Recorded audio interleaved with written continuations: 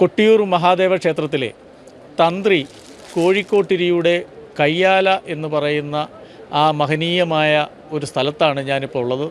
തന്ത്രിയുടെ ഇളയ മകനായ അദ്ദേഹം നമ്മളോട് ഈ കയ്യാലയുടെ ആചാരങ്ങളും ഇതിൻ്റെ അനുഷ്ഠാനങ്ങളും ഇതിൻ്റെ പ്രത്യേകതകളും ഒക്കെ നമ്മളോട് പറയും. എന്താണ് ഇതിനെ കുറിച്ചൊന്ന് വിശദീകരിക്കാമോ? ഹരിഗോവിന്ദ പെരുമാളെ ശരണം. ഇവിടെ വൈശാഖ മഹോത്സവം എന്നറിയപ്പെടുന്ന കൊട്ടിയൂരിലെ ഏറെ വിശേഷമായ മഹോത്സവം നടന്നുകൊണ്ടിരിക്കുന്നതാണ്. അപ്പോൾ ഇവിടെ എല്ലാ അടിയന്തരക്കാർക്കും ഇവിടെ ഡ്യൂട്ടിയുള്ളവർക്കും എല്ലാവർക്കും അവരുടേതായ സ്ഥാനത്ത് കയ്യാല എന്ന് പറയുന്ന ഈ താമസ സൗകര്യം ഒരുക്കിയിട്ടുണ്ട്. ഇതിൻ്റെ വിശേഷണം എന്ന് പറയുമ്പോൾ ഇത് നമ്മുടെ സാധാരണ അമ്പലങ്ങളിൽ കണ്ടുവരുന്ന പോലെ തന്ത്രിമഠങ്ങളോ അതല്ലെങ്കിൽ താമസിക്കുന്ന വീടുകളോ പോലെയല്ല. ഓല മേഞ്ഞുകൊണ്ടുള്ള പ്രകൃതിയുമായി ഇണങ്ങുന്ന ഒരു താമസിക്കാനുള്ള സൗകര്യമുള്ള സ്ഥലം എന്നതാണ് ഇതിൻ്റെ ആദ്യത്തെ വിശേഷം. മാത്രമല്ല ഇത് ബാക്കിയുള്ള സ്ഥലങ്ങളെപ്പോലെ നമുക്ക് ഇവിടെ വന്നാൽ ആചരിക്കേണ്ട ചില നിയമങ്ങളുണ്ട്.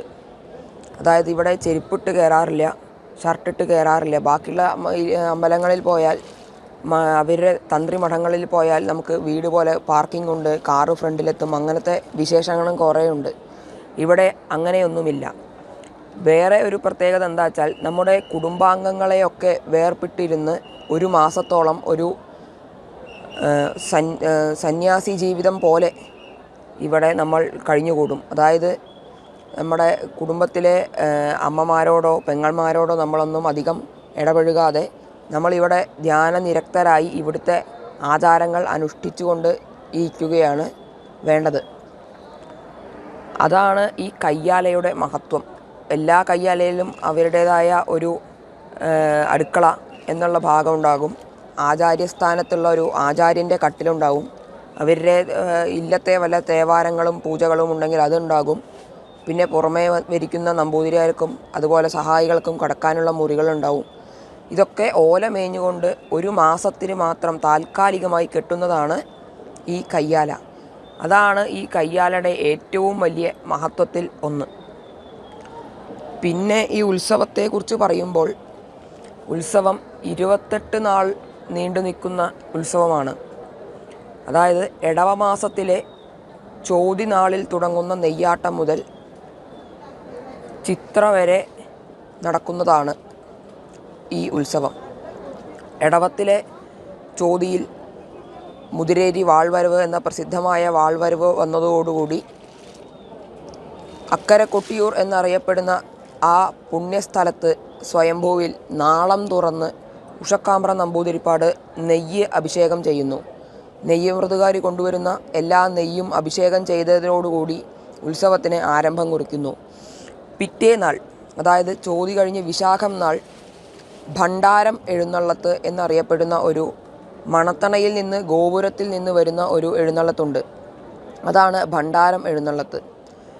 അത് സമുദായിയും അതുപോലെ തന്നെ ചപ്പാരം ഭഗവതിയുടെ വാളുകളും എല്ലാം അകമ്പടിയായി പൂജാപാത്രങ്ങൾ ഉൾപ്പെടെയുള്ള സകല പാത്രങ്ങളും പൂജയ്ക്കാവശ്യമായിട്ടുള്ളതും പിന്നെ ഭഗവാന്റെ തിരുവാഭരണങ്ങളും എല്ലാമായി നടന്ന് വരുന്ന ഒരു എഴുന്നള്ളത്താണ് ഭണ്ഡാരം എഴുന്നള്ളത്ത്. അത് എത്തിയാലാണ് ഞങ്ങളുടെ തന്ത്രി കോഴിക്കോട്ടിയുടെ ആദ്യത്തെ പൂജ. ആ പൂജയോട് കൂടിയിട്ടാണ് ഇവിടെ മണിത്തറയിലെ പൂജകൾ ആരംഭിക്കുന്നത്. അന്ന് അർദ്ധരാത്രിയോടെ എത്തിച്ചേരുന്ന ഭണ്ഡാരം തിരിച്ചു പോകുന്നത് ഈ കലശാട്ട് എന്നറിയപ്പെടുന്ന അവസാനത്തെ ദിവസം കഴിഞ്ഞ് ചിത്രനാളിലായിരിക്കും. അതുവരെ ഇവിടെ നീണ്ടു നിൽക്കുന്ന ഉത്സവങ്ങളിലെ ഏറെ വിശേഷമുള്ള ഒരു 4 ആരാധനകൾ ഇവിടെ നടക്കുന്നുണ്ട്. അതായത് തിരുവോണം, അഷ്ടമി, രോഹിണി, രേവതി എന്നീ ഇങ്ങനെ 4 ആരാധനകൾ. ആദ്യം തിരുവോണം, പിന്നെ അതിൻ്റെ ഇടയിൽ അഷ്ടമി ആരാധന വരുന്നുണ്ട്. ഇളനീരാട്ടം എന്ന് വിശേഷപ്പെട്ട ഒരു ആരാധനയാണത്. ഇളനീര് ആടും, സ്വയംഭൂവിൽ ഇളനീര് അഭിഷേകം ചെയ്യും. കോപം ക്ഷമിക്കാത്ത ആ ശിവൻ്റെ കോപം ക്ഷമിക്കാനായി ആടുന്നതാണ് ഇളനീർ എന്നാണ് വിശ്വാസം.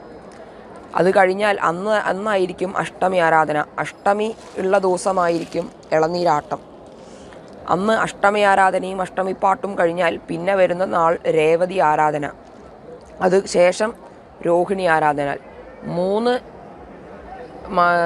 ത്രിമൂർത്തികളുടെ ഒരു സാന്നിധ്യവും അല്ലെങ്കിൽ ഒരു സങ്കല്പവും ഉൾക്കൊണ്ടാണ് ഈ ആരാധന നടക്കുന്നത്.